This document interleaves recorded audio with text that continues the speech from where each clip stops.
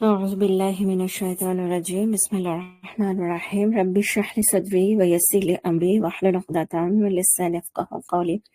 আপুরা, আমরা সূরা বাকারার 49 এবং পরবর্তী আয়াতগুলো নিয়ে পড়ছি, এবং আপনাদের যদি মনে থাকে যে আমরা আসলে এই আয়াতগুলো আমাদের এখনকার সময়ের জন্য, আমাদের বর্তমান মুসলিমদের জন্য কিভাবে প্রযোজ্য, সেটা নিয়ে কথা বলছিলাম। ঠিক আছে?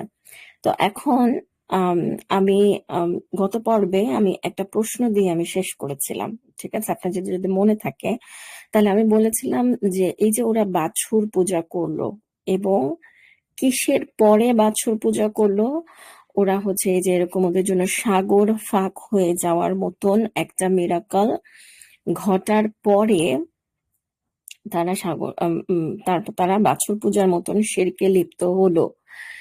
এই যে একটা জঘন্যতম কাজ তারা করলো, এই মানে এটা আমাদের, মানে আমরা কিভাবে অনুরূপ কাজ করতেছি, ঠিক আছে, আমরা কিভাবে অনুরূপ কাজ করতেছি সেটা বোঝার জন্য আমাদেরকে একটা জিনিস বুঝতে হবে। সেটা হচ্ছে যে আগেকার প্রফেটদের সময়ে যে মিরাকল গুলা ছিল, সেই মিরাকল গুলা ছিল হচ্ছে যে কোনো না কোনো, মানে এটা কোনো, মানে ইন্দ্রিয়ের সাথে রিলেটেড।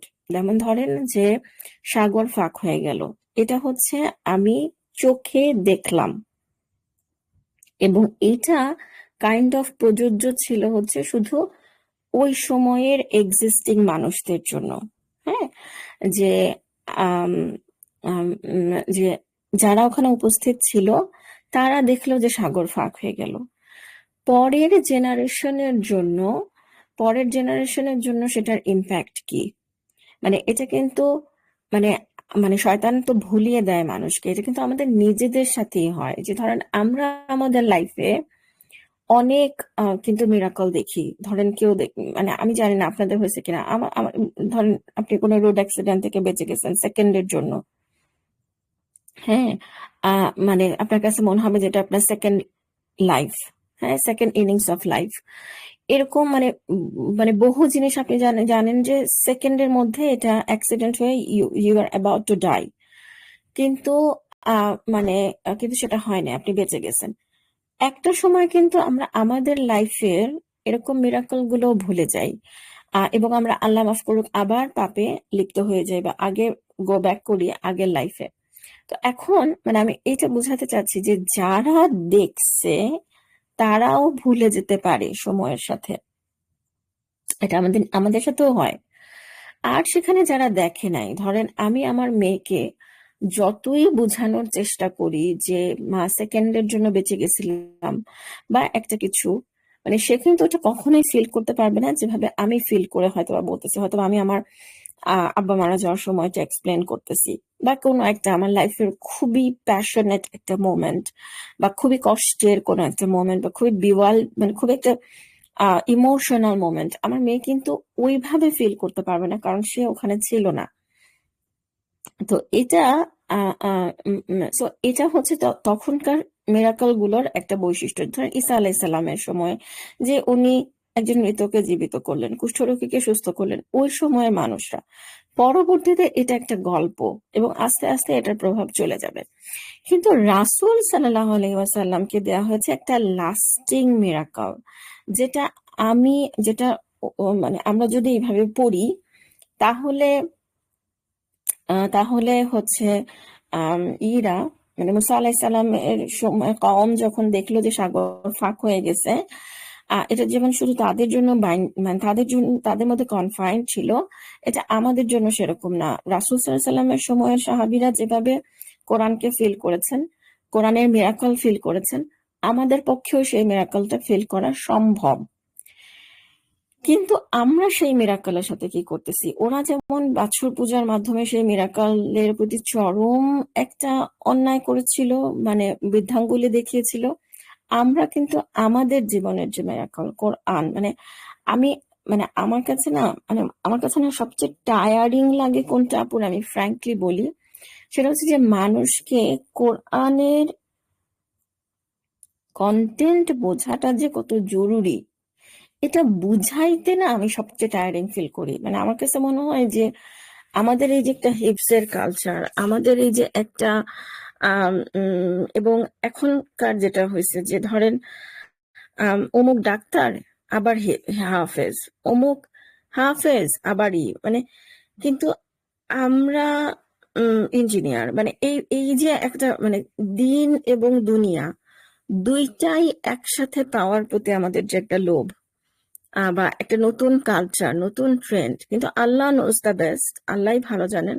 আমার লিমিটেড নলেজ আমার লিমিটেড বুঝ অনুযায়ী এখনকার সময়ে এসে দিন এবং দুনিয়া দুইটাই একই সাথে এক্সেল করা সম্ভব না। হ্যাঁ, মানে আপনাকে অবশ্যই দুনিয়াবি কিছু ব্যাপারে ছাড় দিতেই হবে যদি আপনি দিনের ব্যাপারে কম্প্রোমাইজ না করতে চান। সেটা একটা ডিফারেন্ট ডিসকাশন, কিন্তু আমি বলতেছি যে এই যখন মানে আমাদের যে একটা হিপসের একটা মানে I think we really need to ask ourselves যে আমরা আসলে কেন হিপস করতেছি। হ্যাঁ, কারণ আপনি একটা আয়াত হিপস করলেন, তারপর আপনি সেটার তাফসির বুঝলেন, তারপর আপনি সেটা লাইফে ধারণ করার চেষ্টা করলেন, আপনি সেটা দিয়ে নামাজ পড়লেন। সেই যে অনুভূতিটা, এই অনুভূতিটা আসলে কখনো পাওয়া যাবে না যদি কেউ না বুঝে হিপস করে। তো আমার কাছে মনে হয় যে কোরআনের সাথে আমরা যে আচরণটা করি, মানে কোরআনের কন্টেন্টের সাথে, কোরআন থেকে লাইফে শিফা নেয়ার ব্যাপারে, কোরআন থেকে লাইফে গাইডেন্স নেয়ার ব্যাপারে আমরা যে পরিমাণ আমাদের মধ্যে অবহেলা দেখা যায়, সেটা আমি মনে করি না যে কোনোভাবেই এই বনে ইসরায়েলদের চাইতে বেটার কোনো কিছু। এটা গেল একটা পার্সপেক্টিভ যে আমাদের জন্য কিভাবে প্রযোজ্য। দ্বিতীয় যে পার্সপেক্টিভটা, সেটা হচ্ছে যে আমি এই বাছুর পূজার ঘটনাটাতে আমি একটু জুম ইন করতে চাই, এবং আমি আসলে এই বাছুর পূজার এই পুরা ব্যাপারটা, আমি একটু কোরআন থেকে আরো ভালোভাবে বুঝতে চাই। ঠিক আছে, বুঝতে চাই। তো সেই ক্ষেত্রে আপনারা জানেন যে আমার দোয়া ফ্রম কোরআন ওয়েবসাইটে এটা এগুলো আপডেট করা বাকি, কিন্তু আমার একটা রিসোর্স আছে পিডিএফ, যেখানে হচ্ছে যে আমি এই যে সব ছোট ছোট ভাগে ভাগ করেছি এবং সেই রেলিভেন্ট অ্যাডগুলো একসাথে করেছি। তো তাহলে আমি এখন তাহলে আমার স্টাইলটা কি? আমার স্টাইলটা হচ্ছে যে তাহলে আমি এখন এই বাছুর পূজার ব্যাপারটা আমি আরো ডিটেলস পড়তে চাই, এবং তাহলে এটা আমি জানি যে এটা এছাড়া আছে সূরা আরাফে এবং আছে সূরা তাহাতে। ঠিক আছে, তো আমি এগুলো আসলে ঠিক এখানে যে আয়াতগুলো আছে আমি তো এখান থেকে পড়বো না, আমি আরো আগে থেকে পড়ি, মানে যেখান থেকে আসলে পুরো ঘটনাটা শুরু হয়েছে। তো আমি সেটা করতেছিলাম, এবং আমি আসলে যেটা বোঝার চেষ্টা করতেছিলাম সেটা হচ্ছে যে the psychology or the mental state of বনি ইসরাইল এট দ্যাট টাইম। আমার মনে হয় যে এই জিনিসটা যখন আমরা বুঝবো না, বা এই জিনিসটা যখন আমরা ফিল করার চেষ্টা করব না, তখন তখন আমরা তখন আমরা আসলে পুরো ব্রডার পিকচারটা বুঝবো না। তো এখন এখানে দেখেন যে আরেকটা কথা এখানে আমি একটু বলি যে সূরা বাকারাতে যেসব কথা মানে যেসব জিনিস আছে, ঘটনা আছে, অধিকাংশই আমি জানি না, এর আগেও আমি এই কথাটা বলছিলাম যে সূরা আরাফে সেটার আমরা অনেক বিস্তারিত পাই। সো এটাকে কাইন্ড অফ সূরা বাকারাকে আমরা সামারি এবং সূরা আরাফকে আমরা ভাব সম্প্রসারণ বলতে পারি। ঠিক আছে, দ্য এক্সপ্লানেশন। তো এখন আমরা যদি, এবং এখানে আবার আরেকটা কথা আমি একটু বলি, সেটা হচ্ছে যে গত পর্বে আমি একটা কথা বলেছিলাম যে নাজ্জাইনা হোম,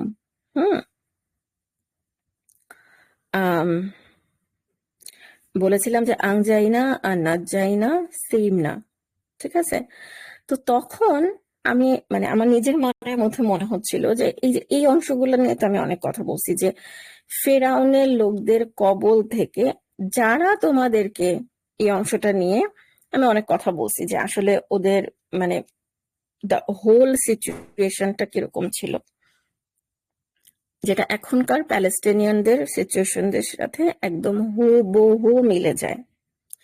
ঠিক আছে, হুবহু মিলে যায় যে এটা আচ্ছা। তো এখন আমার তখন মনে হচ্ছিল কি যে না যাই না বারবার সেভ করছেন ফেরাউনের কবল থেকে, মানে ওটা আমার ঠিক ব্রেনে সিনক্রোনাইজ করতেছিল না।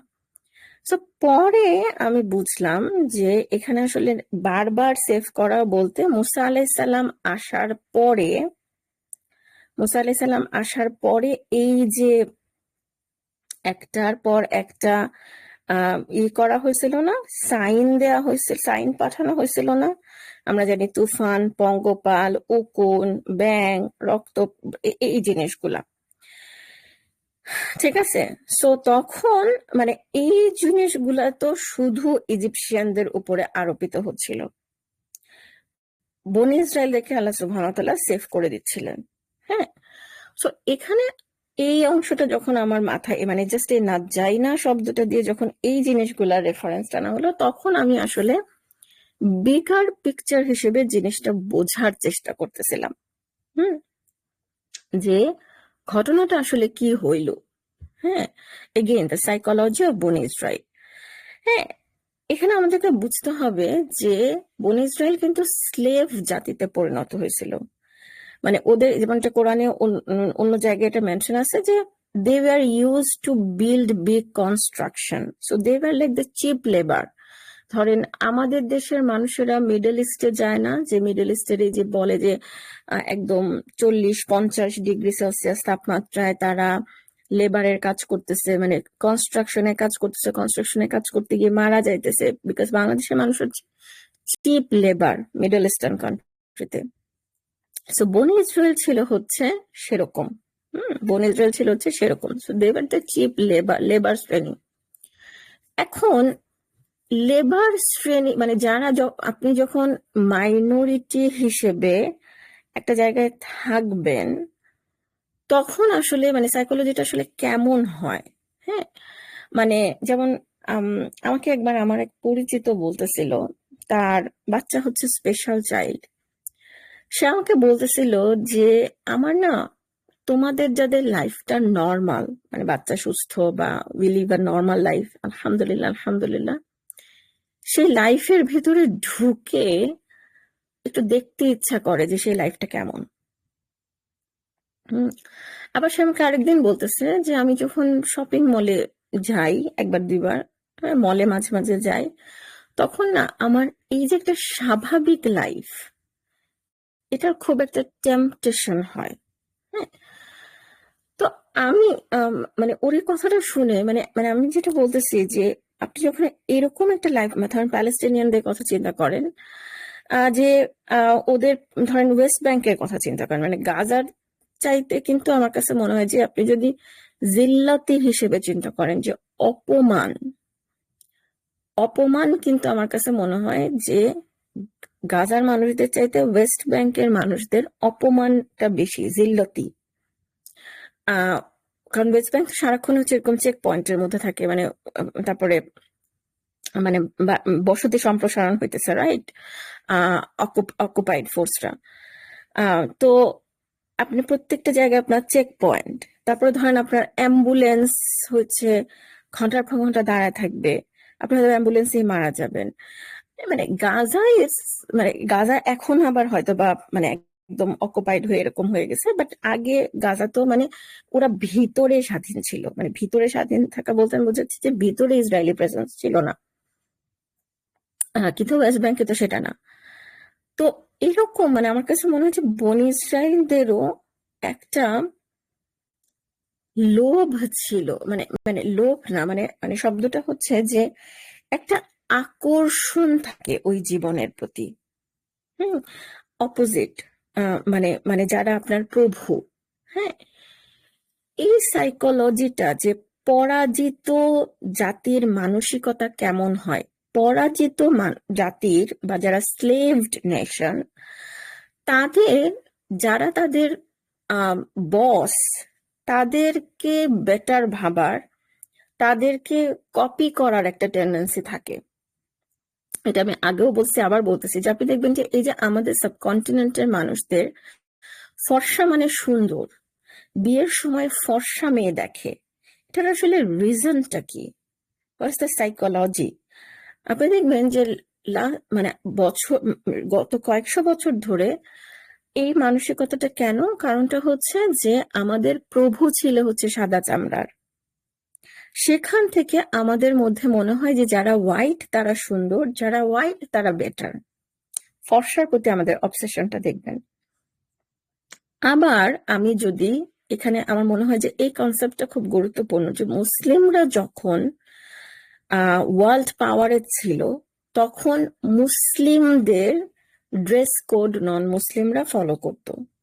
সো আমি এখানে ওয়েস্টার্ন কান্ট্রিতে আমি দেখা গেছে যে ধরেন আপনার থাকে না যে ধরেন ইউনিভার্সিটিটা কয়েকশো বছরের পুরানো, ধরেন আমার ইউনিভার্সিটিতে আমি দেখি না এই ছবি, না দেখছি মনে হয়, মানে আমি বলতেছি যে এরকম 100-150 বছর আগেকার যে ছবি থাকে, আপনি তখন তার ওয়েস্টার্ন মানে যারা সম্ভ্রান্ত ওয়েস্টার্ন ফ্যামিলি ছিল, আপনি দেখবেন যে তারা মানে তাদের ড্রেস দেখলে আপনার কাছে মনে হবে যে তারা মুসলিম, একদম লং গাউন টাইপের।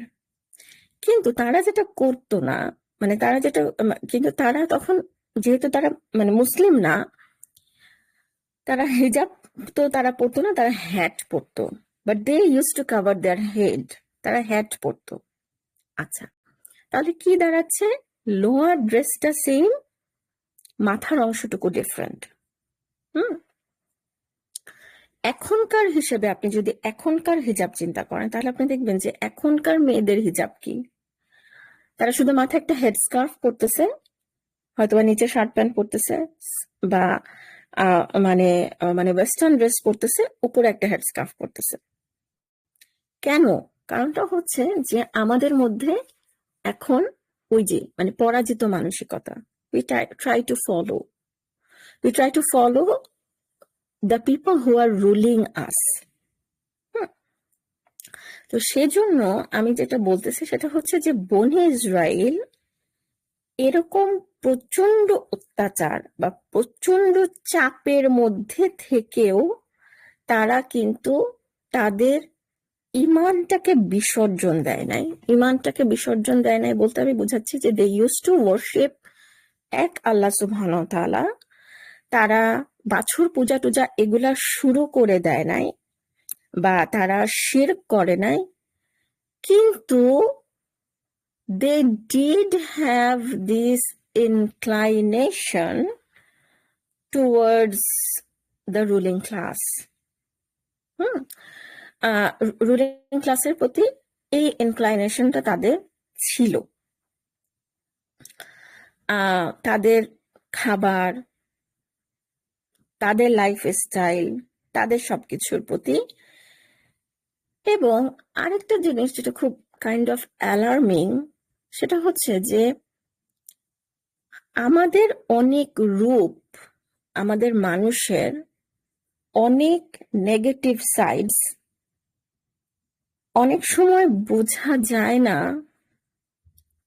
যখন আমরা কষ্টের মধ্যে থাকি বা ঝামেলার মধ্যে থাকি। মানে আপনি দেখবেন যে একটা ফ্যামিলি হয়তো বা আপনার একত্রিত হয়ে আছে, দে আর নাইস টুয়ার্ডস ইচ আদার, যখন একটা বাইরের ক্যালামিটি আসতেছে। কিন্তু যখন সেই ফ্যামিলিটার কোনো ক্যালামিটি নেই তখন they are fighting with each other. ঠিক আছে? তো মানে এখানে আমার কাছে মনে হচ্ছে যে মানে Allah knows the best, but Egyptian life স্টাইলের প্রতি এক কথা আমি লাইফ স্টাইল বলবো, ওভারঅল সমস্ত কিছুর প্রতি ওদের যে একটা প্রচ্ছন্ন আকর্ষণ ছিল, সেটা ম্যানিফেস্টেড হইল পরে, যখন ওদের মাথার উপরে হচ্ছে মানে ওই কনস্ট্যান্ট প্রেশারটা নাই। মানে বেসিক্যালি আল্লাহ সুবহানাহু ওয়া তাআলা আমাকে বিপদ থেকে উদ্ধার করার পরে আমার মধ্য থেকে ফিল্ড গুলো বের হয়ে আসলো। আম, আম, মানে এটা এটা কিন্তু খুব অ্যালার্মিং। ধরেন আপনি যখন গরিব মানে এটাকে আমরা এভাবে বলতে পারি যে সুযোগের অভাবে সৎ। কারণ আপনি গরিব ছিলেন, আপনি খুব পিওর একটা লাইফ স্টাইল লিড করতেছেন। তারপরে আল্লাহ আপনাকে অনেক সম্পদ দিলেন, এরপরে আপনি সেটা দিয়ে ড্রিঙ্ক করা শুরু করলেন, জুয়া খেলা শুরু করলেন, প্রস্টিটিউটের কাছে যাওয়া শুরু করলেন, because now you have too much money, you don't know what to do with that money. So এই মানে কাইন্ড অফ এরকম একটা ব্যাপার, এটা হচ্ছে একটা সাইকোলজি। আরেকটা ব্যাপার আমি একটু হাইলাইট করতে চাই, সেটা হচ্ছে কি যে আম, এটা একটা সাইকোলজি। আরেকটা সাইকোলজি হচ্ছে যে অবসেশন উইথ পার্সোনালিটি। এখানে আমাদেরকে আবার একটু বুঝতে হবে যে বনি ইসরায়েলের সাথে আসলে কি হচ্ছে। ওরা তো ইউজ টু, মানে ওরা তো এরকম একটা স্লেভ লাইফ লিড করতেছে করতেছে করতেছে করতেছে। মুসা আলাহিসাল্লাম মিরাকুলাসলি বেঁচে, এখন ওদের মধ্যে তো অফকোর্স কিছু রাইটিয়াস মানুষ আছে, মুসা আলাহিসাল্লামের মা, তারপর মানে মুসা আলাহিসাল্লামদের ফ্যামিলি, ঠিক আছে। তো এরকম তো মানে জেনুইন রাইটিয়াস মানুষ আছে, কিন্তু এইরকম সোশ্যাল স্ট্রাকচারে আসলে আম, মানে খুব জেনুইন মানুষ মানে অনেক থাকে না। কারণটা হচ্ছে যে মানুষ তো আসলে মানে ডেইলি লাইফের সাথে মানে সারভাইভ করতেই ওদের সব এনার্জি ব্যয় হয়ে যাচ্ছে। মানে আমি বলতে চাচ্ছি যে ধরেন মানে মানে আমি, আল্লাহ মাফ করুক, আমাকে যদি এখন গাজায় থাকতে হইতো, তাহলে আমার পক্ষে কতটুকু আম, মানে কতটুকু এই ধরনের তাফসির এইভাবে ডিটেলস পড়ে মানে পড়ে আমার পক্ষে মানে এভাবে একটা করা সম্ভব হইতো। আমার জন্য হয়তো বা খুব কঠিন হতো, বাট ইয়েস, গাজার এখনকার মানুষেরা তো হচ্ছে মানে একদম অন্যরকম, এর মধ্যেই তারা কোরআন হিফজ করতেছে, এর মধ্যেই তারা করছে, মানে দে আর ডিফারেন্ট। সো এই জন্য আমি বলি যে ইনশাল্লাহ মানে গাজার এখনকার জেনারেশন হচ্ছে মানে মরুভূমিতে গড়ে ওঠা জেনারেশনের মতন, সেটা ডিফারেন্ট আলোচনা। বাট ইন জেনারেল মানুষ যখন অনেক পেইনের মধ্যে থাকে, তখন মানে তখন অতি উচ্চ মার্গের চিন্তা তার কম আসে, মানে তাদের মধ্যে গভীরতা কম থাকে। তো এখন মুসা আলাহিসাল্লাম যখন আসলো, তখন মানে অনেক কিছু চেঞ্জ হয়ে, মানে মুসা আলাহিসাল্লাম আল্লাহর কাজ কিন্তু হয়ে যাচ্ছে। মানে মুসা আলাহিসাল্লাম বড় হচ্ছে, মুসা আলাহিসাল্লাম ফেরাউনের প্রাসাদে আল্লাহ ওনাকে বড় করতেছেন, মাদিয়ানে উনি গেলেন, ওইখানে আবার ওনাকে মেষপালকের এক্সপেরিয়েন্স দিয়ে আল্লাহ সুবহানাহু ওয়া তাআলা ওনাকে আরেকভাবে ট্রেন করলেন, ট্রেন করে তারপর আছে ঠিক আছে আসার টাইম হয়েছে, মানে এখন উনি আসলেন, এখন উনি ব্যাক করতেছেন, হ্যাঁ ব্যাক করতেছেন। এখন এই জায়গায় আরেকটা ইন্টারেস্টিং ব্যাপার আছে, সেটা হচ্ছে যে আমি সেদিন এটা নিয়ে কিছুক্ষণ ঘাটাঘাটি করতেছিলাম। সেটা হচ্ছে যে দেখেন, এই যে ইজিপ্টোলজি কিন্তু একটা আলাদা ডিফারেন্ট সাবজেক্ট আছে ইজিপশিয়ান হিস্ট্রি নিয়ে। এই পুরা হিস্ট্রিতে কিন্তু মুসা আলাহিসাল্লামের কোনো মেনশন নাই। এই পুরা হিস্ট্রিতে কিন্তু এই যে ওদের একটা ফেরাউন যেভাবে ডুবে মরছিল, এবং শুধু ডুবে মারা যায় নাই, তখন কিন্তু মানে ফেরাউন কিন্তু তার সমস্ত সৈন্য বাহিনী সহ ডুবে মারা গেছিল। তো তখন কি হয়েছে, তখন ইজিপ্ট অবশ্যই হচ্ছে বহিঃশত্রু দ্বারা তারা আক্রমণ হয়েছে, এবং তাদের যে সমস্ত কিছু ধ্বংস হয়ে গেছে এই জিনিসটা কোরআন মেনশন করতেছে। তাহলে এটা তো আসলে খুবই একটা সিগনিফিক্যান্ট ঘটনা ইজিপ্টের হিস্ট্রিতে, এইটা ইজিপ্টোলজিতে নাই কেন? তা আমি এটা নিয়ে কিছুক্ষণ একটু ঘাটাঘাটি করলাম, তো তখন চ্যাট জিপিটি আমাকে যেটা বলতেছে, চ্যাট জিপিটি বলতেছে যে যে কোনো একটা ন্যাশনের টেন্ডেন্সি হচ্ছে যে তারা তাদের জন্য যেটা লজ্জাজনক অধ্যায়, সেটা সেটা তারা হাইড করতে চায়, তো সেটা তারা সরিয়ে দিতে চায় হিস্ট্রি থেকে। সেটা তো আমার হিস্ট্রি কিভাবে বিকৃত করা হয় সেটা তো আমরা আমাদের 71 হিস্ট্রি থেকেই জানি, তাই না? কিন্তু so it makes complete sense. কিন্তু আমার কাছে যেটা মনে হচ্ছিল সেটা হচ্ছে কি যে কোরআনকে অথরিটি ভেবে যে হ্যাঁ কোরআন যা মেনশন করতেছে দ্যাটস দ্য ট্রুথ, এবং বাইবেলে অনেক ডিস্টরশন হয়েছে, এইটাকে অ্যাজাম্পশন ধরে ইজিপ্টোলজি নিয়ে কেউ যদি একটু পড়াশোনা করতে, তিনটা ব্রাঞ্চ নিয়ে, এই যে হ্যাঁ বাইবেলের ইনফরমেশন সম্পূর্ণ অ্যাকিউরেট না, কিন্তু বাইবেলে আমি এমন কিছু ডিটেলস পাবো যে ডিটেলসটা আবার কোরআনে নাই, মানে হিস্টোরিক্যাল অ্যাকাউন্টস বা কোনো কিছু, সেই জিনিসগুলো নিয়ে মানে কেউ যদি এইভাবে একটু পড়তো তাহলে আমার মনে হয় যে, কারণ অবশ্যই আমার কাছে মনে হয় যে ইজিপ্টোলজিতে এরকম কিছু না কিছু থাকবে যেটা মানে যেটা থেকে বোঝা যাবে যে আসলে আপনার এরকম মানে এই ঘটনাগুলো যে ঘটছিল সেটার এই যে অন্তত এইগুলাই যে এতগুলা নিদর্শন, এত কিছু ঘটলো, তারপরে ইয়ে হলো, এইগুলা একেবারে কোথাও কোনো কিছু রেকর্ড হয় নাই, এটা আমার কাছে ঠিক বিশ্বাস্য মনে হয় না। তো এটা আমার কাছে মনে হচ্ছিল যে মানে এরকম কোন স্কলারলি ওয়ার্ক হয় নাই যেটা মানে মুসলিমদের আসলে করা উচিত। আমরা আসলে কত দিক থেকে পিছিয়ে আছি, মানে আমার জানা মতো হয় নাই আর কি, আল্লাহ নোজ দ্য বেস্ট। কিন্তু আরেকটা জিনিস হচ্ছে যে আহ আরেকটা জিনিস হচ্ছে, আমি চ্যাট জিপিটি কে বলে আমি একটা ম্যাপ বানাইলাম। হুম, ম্যাপ বানাইলাম। তো আমি দেখি যে আপনারা সেটা দেখতে পাচ্ছেন কিনা। হ্যাঁ, আপনাদের সেটা দেখতে পারার কথা।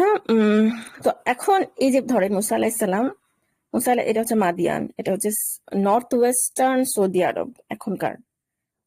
এখান থেকে উনি এই যে এরকম ইজিপ্টে গেছেন, ঠিক আছে, ইজিপ্টে গেছেন।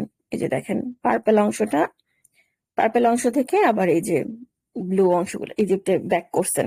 মানে আমি ব্যাক করার সময় থেকে বলতেছি। এই জায়গায় হচ্ছে মাউন্ট তুর, ঠিক আছে, মাউন্ট তুর। সো মাউন্ট তুর, সো এই জায়গায় হচ্ছে আপনার ওনার ওই যে প্রথম রিভিলেশনটা পাইছেন। তারপর তো আছে, তারপর উনি ইজিপ্টে গেলেন, ইজিপ্টে ওনার কনফ্রন্টেশন হইলো, ঠিক আছে। কনফ্রন্টেশন হইলো ফেরাউনের সাথে।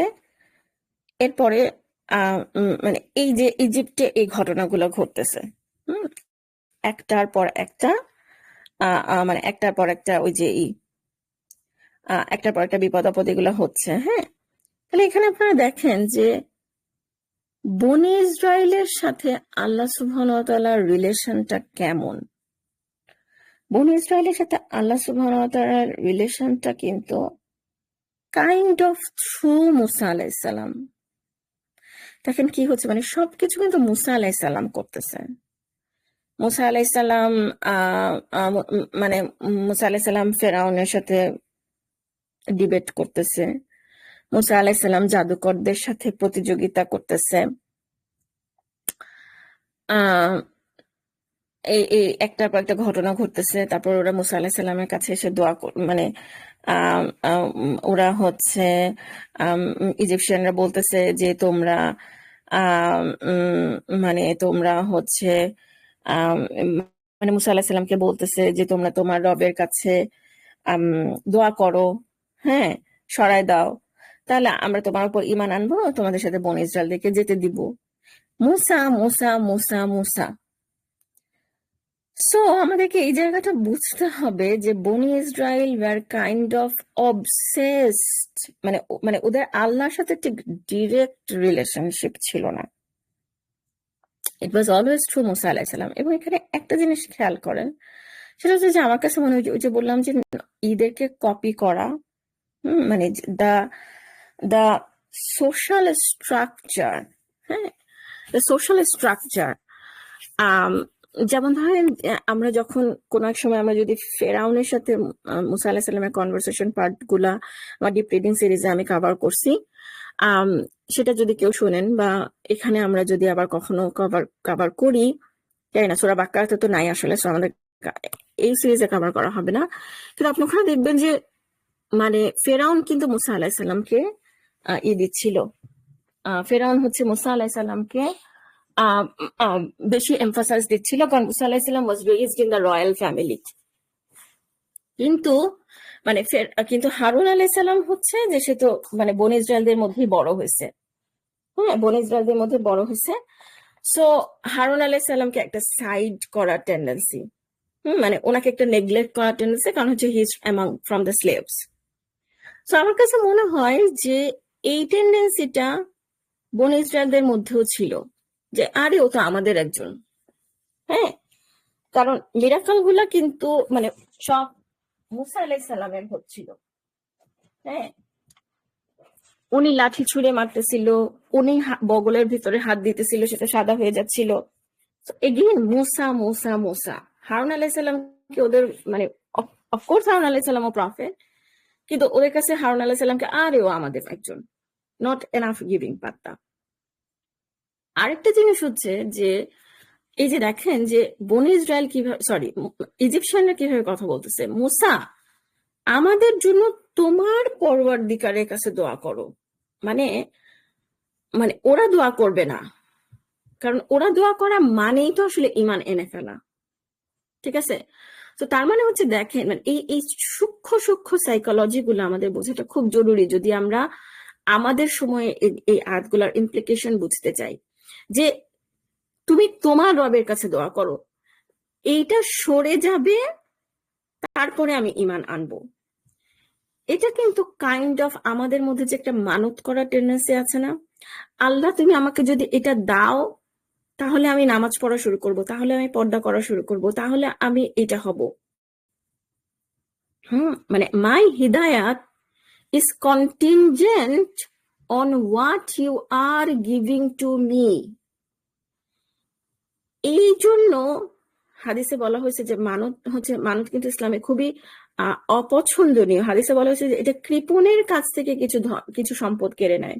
কারণ সাধারণত মানতগুলো এরকম হয় যে আল্লাহ তুমি আমাকে এটা দিলে আমি এতখানা করব, এতখানা সাদাকা করব, বা আমি এটা করব। সো মানে এই যে give and take relationship with Allah সুবহানাহু ওয়া তাআলা, দেখেন এটা আমরা দেখতেছি যে এটা হচ্ছে ইজিপশিয়ানরা এটা করতেছে। সূরা আরাফে আমরা দেখতেছি যে যতক্ষণ আরো আজা পড়ে তখন বলে, হি মুসা আমাদের জন্য তোমার পরওয়ারদিগারের নিকট দোয়া করো। এবং আমরা ফিউচারে দেখবো, এই সূরা বাকারাতেই দেখবো ইনশাআল্লাহ, যে কিভাবে বনি ইসরাইলদের মধ্যেও এই টেন্ডেন্সিটা ছিল যে ওরা মুসা আলাইহিস সালামকে বলতো, মুসা আলাইহিস সালাম যাও, ঠিক আছে, মানে তুমি তোমার রবকে বলো। হ্যাঁ, মানে তারা নিজেরাই তো দোয়া করতে পারে, পারে না? বনি ইসরায়েল তো করে, ইজিপশিয়ানরা না হয় ইমান আনে নাই, কিন্তু বনি ইসরায়েলরা তো করে।